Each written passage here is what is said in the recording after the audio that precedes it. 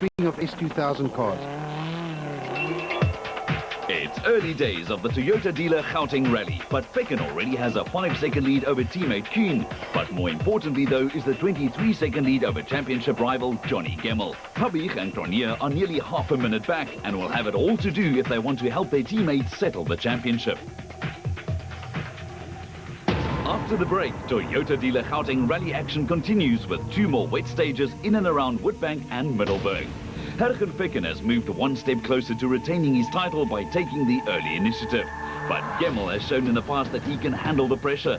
So this battle is crowned the 2009 champions. Ficken blasted out of the blocks and straight into the lead, the perfect way to start his onslaught. Yeah, look, we pushed quite hard. It's very difficult to pace yourself in this event. You don't know what the others are doing, and it felt slow. We tried to stay in a clean line, and it seemed to have worked. We've got a good time. Championship contender Johnny Gemmel had a less than perfect start, losing 23 seconds to his rival in the opening stage. Yeah, it wasn't a nice start there. Midway through was pretty nice, felt good. It was quite soft and sandy. It was like going so nicely, and then we slipped on one of those slow corners and stalled. Wouldn't start quick, and then started and got going again, so we lost a bit of time there. The battle continues with stages 2 and 3. Stage 2 is a 16.7 kilometer affair around the Duva power station on the outskirts of Witbank. It's also a beautiful and flowing stage that will suit a smooth and fast driving style.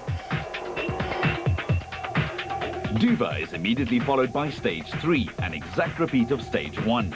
As the drivers will now be familiar with the wet conditions and the road, we can expect the stage times to tumble.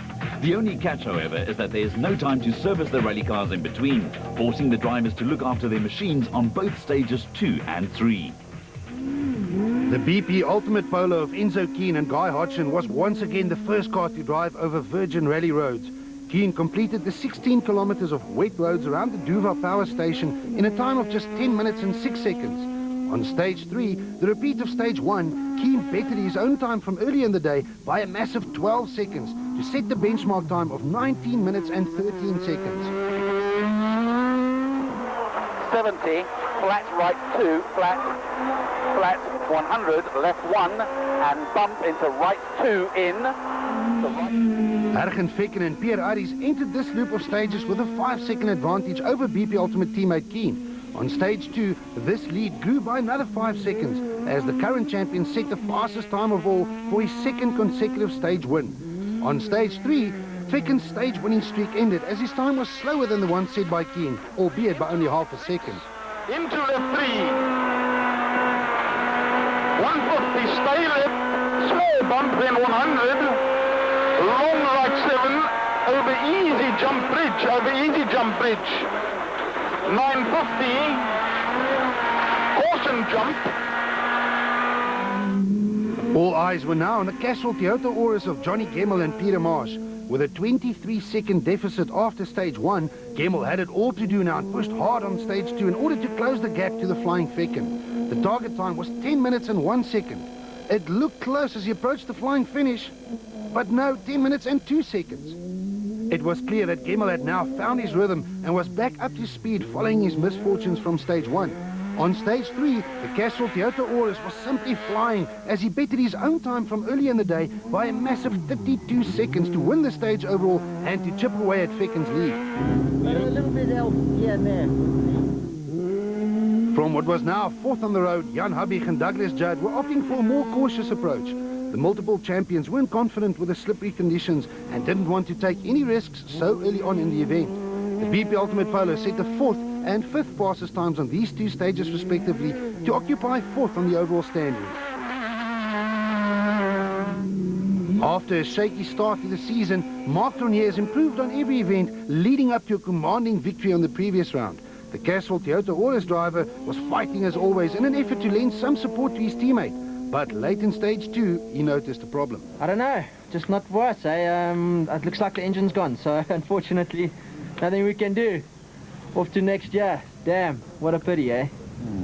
The Auris made it back to service, but the damage was done and Cronje was forced to retire. A sad end to his season.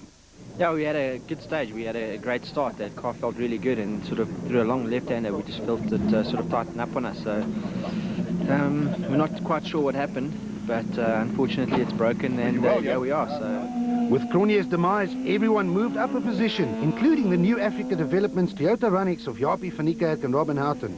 Van Niekerk set the 5th fastest time on stage 2 and went one better by setting the 4th fastest time of all on stage 3 to comfortably occupy 5th on the overall leaderboard.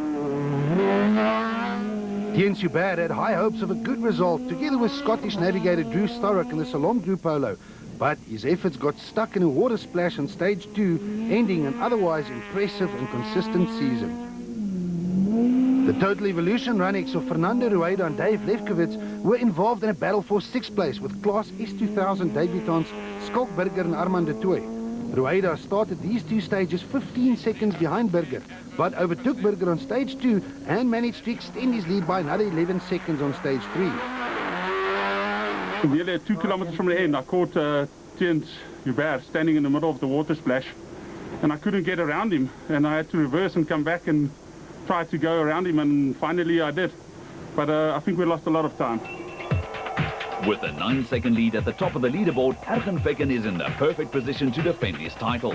Enzo Kuhn is riding shotgun for his teammate a mere 9 seconds back, while Gemmel managed to close the gap somewhat, but he still finds himself 20 seconds behind his rival. Unfortunately, the names Cronje and Hubert disappear from the leaderboard. After the day's only 3 gravel stages, Ergenvecken has the luxury of a 20-second lead over his title rival, Gemmel. Yeah, look, we pushed quite hard in the first stage. We made up a bit of a gap. And second stage also we had a good time. We also took some time off him. And third stage he took 1 second back, so I'm not too fussed about that. I'm happy. Johnny Gemmel lost 23 seconds in stage 1, but has since upped his pace. It looks a bit slow at the moment, but we still got a task stage now, 5 Ks or so. Maybe we can maybe do 1 or 2 there, and hopefully tomorrow have another go.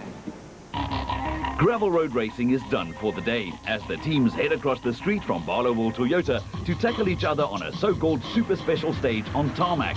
On a super special, the race is not only against the stopwatch, but also against a fellow competitor at the same time. First up, rally leaders and teammates Ergenvecken and Pierre Arries and Enzo Kuhn and Guy Hodgson. The BP Ultimate Polos start off using the same piece of tarmac before splitting off to each do their own route of the 4-kilometer course. Each driver will both cover a short and a long loop of the course before meeting up for the final dash to the line. Ergenvecken extended his overall lead by beating teammate Kuhn by 1.2 seconds. Although Johnny Gemmel and Peter Marsh were lined up to race with Jan Habig and Douglas Judd, the Castrol Toyota Auris was actually in a race with a stopwatch and the time set by Vecken. Gemmel managed to beat Habig by nearly 4 seconds, but more importantly, he closed the gap to Vecken by another 1.6 seconds. Japie van Niekerk and Robin Houghton were not only involved in a battle with Fernando Rueda and Dave Lefkowitz for privateer honours, but also for 5th position overall. The only difference between these two Toyotas is the new Africa Developments versus Total Evolution livery, and on stage 4 it showed as both crossed the flying finish in exactly the same time, a dead heat. In the battle for overall championship honours, it was advantage Vecken, but behind the top S2000 cars, a number of class championship battles were still raging on. Jacques Coetzee and Etienne Lourens were the pace setters in class N4 for production cars and were chasing their maiden win in this category. The turbo-breathing Midas Subaru picked up a punch on stage 3, which cost the pair around 5 minutes and dropped them out of the overall top 10, but it was still good enough to end day 1 as comfortable class leaders. Behind Coetzee, Murray Lloyd and Ralph Lehman survived a tough day 1 in their aging MLC Computer Subaru GT to occupy 2nd position in class N4. The Stassen brothers from Nelspruit, US and Dani, made a welcome return to national rallying in their Subaru Impreza. They were briefly up into 2nd position until their Subaru ran out of fuel on the way back to service after stage 3, bringing a sad end to their comeback.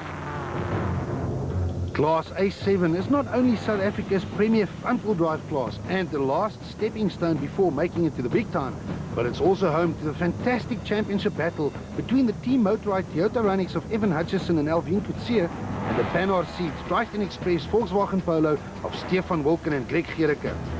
Hutchison already has a number of special vehicle off-road championships to his name, and with a slender points advantage over arch rival Wilken going into this final round, he was on course to also add a rally title to his name. Yeah, it's going to be an exciting event all around. I think it's good that it's come down to the wire. It's kept the excitement at a high, and it's almost a winner takes all, you know. Stefan Wilken had it all to do, knowing that a win is a must to stand any chance of winning the prestigious Class A7 title. So I have to win this one to win the championship, so I've prepared myself for the best, and hopefully that's what we're going to do. Hutchison and Coetzee drew first blood with a massive 42-second stage win over Wilken on stage 1. Wilken fought back by taking 8 seconds back on stage 2, only to lose another 14 to the Motorized Toyota Runnix on stage 3.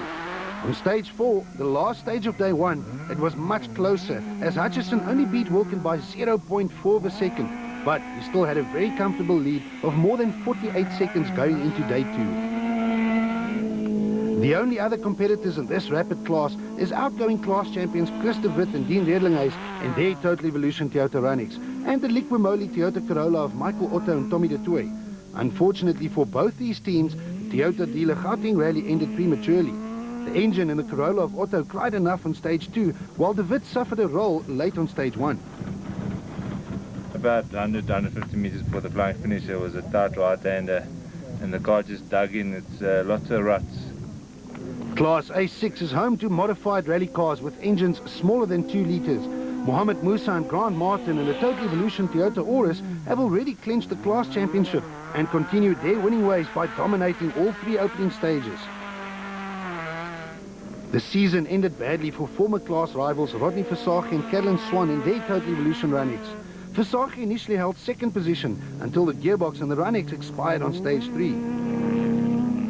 Versage's demise left the door open for Witbank locals Nico and Gert Nienaber to display their talents behind the wheel of the quick-fit Gesina Toyota Corolla. Nienaber drove faultlessly to go to bed 2nd in Class A6 and 12th overall. But as with so many times before this year, Class A6 belonged to Mohamed Musa and Grant Martin, who ended day 1 with a more than 2-minute class lead and 10th overall. If it was wetter, we would have had a chance to chase the A7s, but the fact that it's not very wet, they can put their power down. So yeah, we'll focus on our class and get as far up the leaderboard as we can. Class A5 is a battlefield between BP Ultimate City Golf teammates Gugu Zulu and Carl Peskin and Andre Kleinwerk and Des de Fortier. With only 1 round to go, both drivers still have a chance of clinching the class championship, but the odds are stacked in Zulu's favor. We now need to finish this event as opposed to actually having to win. Andre will probably push for the win, and as for us, we're just going to try and push for a good finish. Yeah, well, it's going to be a tough one. We're 6 points behind Gugu, so the chances are 50-50. Kleinwerk's championship chances were faint at the start of this event, but after day 1, he found himself in the perfect position. Not only was he comfortably leading the class, but Zulu was lurking down in 5th due to throttle body issues under the bonnet of his City Golf. Northern Regions regulars Eric de Jager and Robbie Coetzee were impressing friend and foe by lying in a fine 2nd position in their MDJ Motorsport City Golf, ahead of the similar machine of Eastern Cape youngster Morne Janssen van Rensburg and Dewald Hutton. Class N3 is the 2nd of the production car classes and home to the near-standard Sasol Toyota Runnix of Dave Compton and Pierre Jordan. Compton already wrapped up the class championship a few events ago and was looking forward to another solid overall performance. He completed day 1 in a strong 13th position overall and with a comfortable Class N3 lead. Rian Erasmus and Herman Groenewald briefly held 2nd position in Class N3, but as we've seen so many times before, rallying can be an unforgiving sport. Thankfully, both driver and navigator escaped this incident without any injuries. The surprise of the event was the entry of Megan Verloc and Gerard Snyman in another Toyota Runnix. Megan, a member of the famous Rally Chick squad, is better known for her role as navigator in sister Lola's S2000 Polo. But for the Toyota Dealer Gauteng Rally, Megan swapped the maps for driving gloves and occupied 2nd in class in spite of having a flat tire, ahead of the Ford Fiesta driven by Tony Barbosa and Kenny Hill. The sun is setting over the Mpumalanga Highveld, leaving 26 of the original 37 starters to reflect on a tough day's rallying, while a typical Highveld thunderstorm closes in. This is the final day.